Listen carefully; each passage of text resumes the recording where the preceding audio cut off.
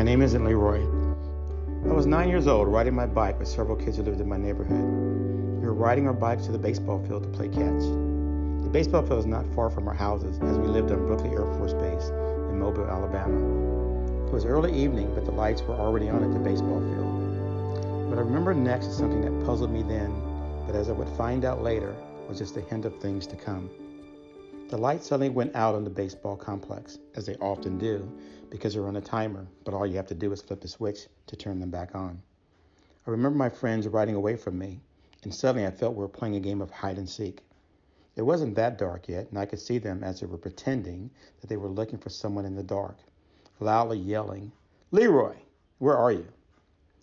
Now I was puzzled, because there were only 4 of us that rode our bikes together to the baseball park. Me and my 3 white friends. And I know even though it was a little dark by now, as the lights were slowly coming back on, because someone had flipped the switch, they could see me.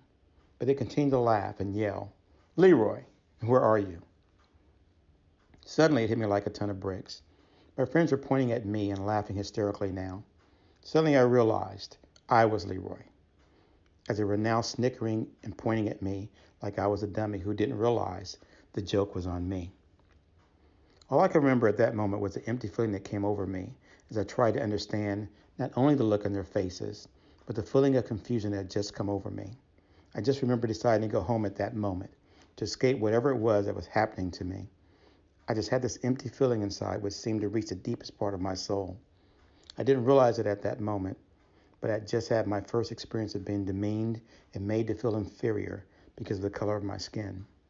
Unfortunately, there would be far too many such moments to follow.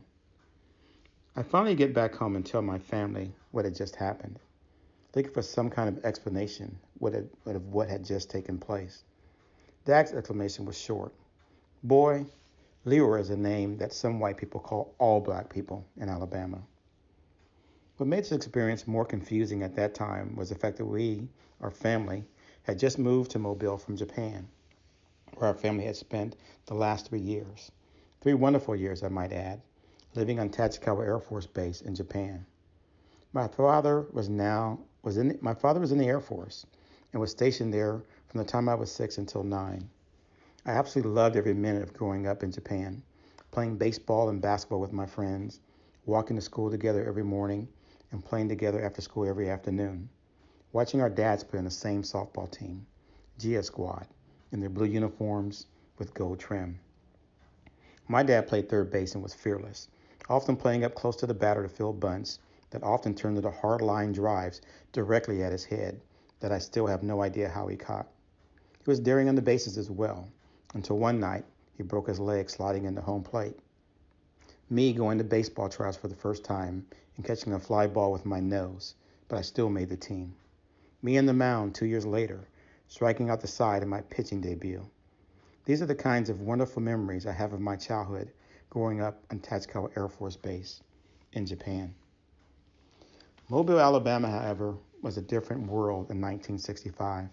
In fact, Alabama was the epicenter of the Civil Rights Movement, and I was growing up right dab in the middle of it, completely unaware of where I was spending my childhood. We were living in a segregated city in the Deep South, and I was experiencing all that segregation had to offer on a daily basis. Going to Ladd Stadium, sitting in the colored section to see my very first AFL pro football game between the Buffalo Bills and the New York Jets, led by Alabama's favorite son, Joe Willie Namath.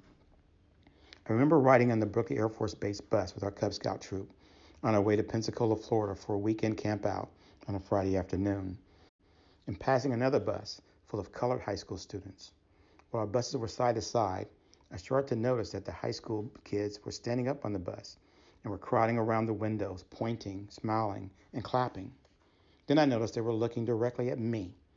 Again, I'm confused, as the Cub Scouts, all of them, my friends, were also looking at me, confirming that the high school kids in the other bus were in fact clapping for me. So for some reason, I just stood up and started waving back to acknowledge them. It lasted for a few minutes until our buses eventually pulled away from each other, but somehow that experience felt good to me. Of course, years later as an adult, I finally realized they were clapping for me that Friday afternoon because I was on a bus with all white kids sitting in the middle of the bus. not the back of the bus in Alabama in 1965. My name isn't Leroy. It's Michael.